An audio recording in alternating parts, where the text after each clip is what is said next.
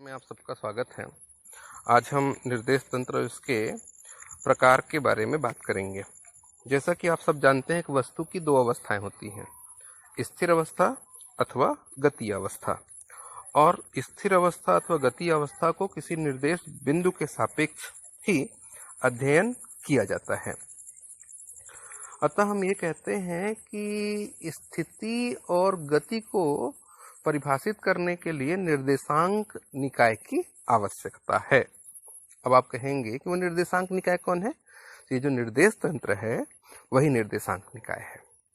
तो अब इसे परिभाषित कैसे करें? तो निर्देश तंत्र क्या हुआ? एक निर्देशांक पद्धति है जिसमें वस्तु के स्थिति अथवा गति का अध्ययन किया जाता है।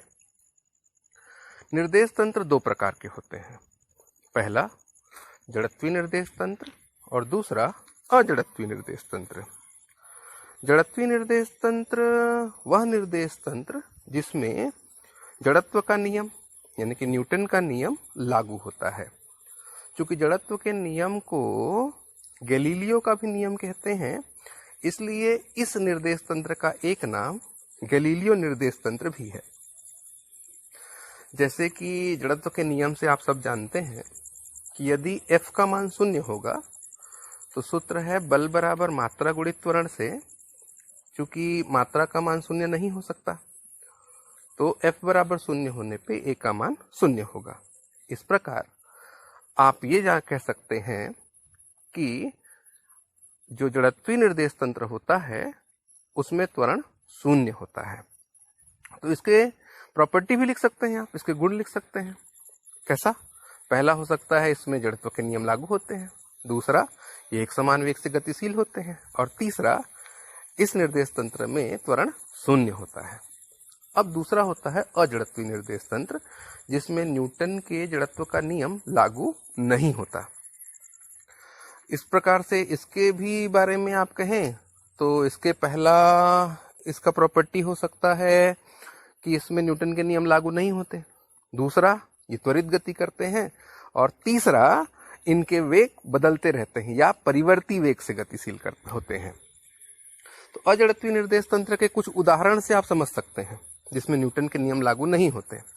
जैसे कि हम ये कहें कि अगर कोई बस अचानक चले या चलती हुई बस अचानक रुक जाए तो उसमें बैठे हुए यात्री के वेग में परिवर्तन होता है या स्थिति बदल जाती है, उसकी वेग बदल जाता है। कैसे? जैसे आप ये कहते हैं कि मान लेते हैं कि एक बस अचानक चली तो उसमें बैठे हुए यात्री को क्या होता है, पीछे की ओर धक्का लगता है। पीछे की ओर धक्का कैसे लगा? जबकि बल किस पे लगा है? बस पे। यात्री पे बल का मान शून्य है और बल का मान शून्य है तो न्यूटन के नियम से त्वरण भी शून्य होना चाहिए, उसे धक्का नहीं लगना चाहिए, लेकिन धक्का लगा। इसी प्रकार से अगर चलती हुई बस अचानक रुकी तो यात्री को क्या हुआ? आगे की ओर धक्का लगा। तो बस क्यों रुकी?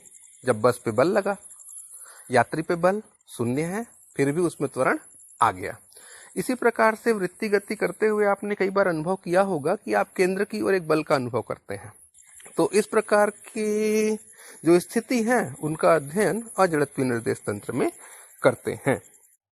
निर्देश तंत्र को समझने के लिए हमारे पास सबसे सरल निर्देशांक पद्धति कार्तिक निर्देशांक पद्धति है जिसमें x, y, z एक्सिस प्रदर्शित किए गए हैं।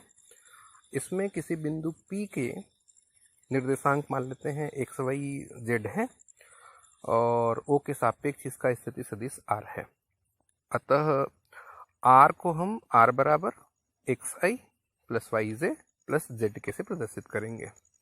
अब इस समीकरण को उपयोग करके हम उस P का वेग और त्वरण ज्ञात कर सकते हैं। ठीक है, धन्यवाद।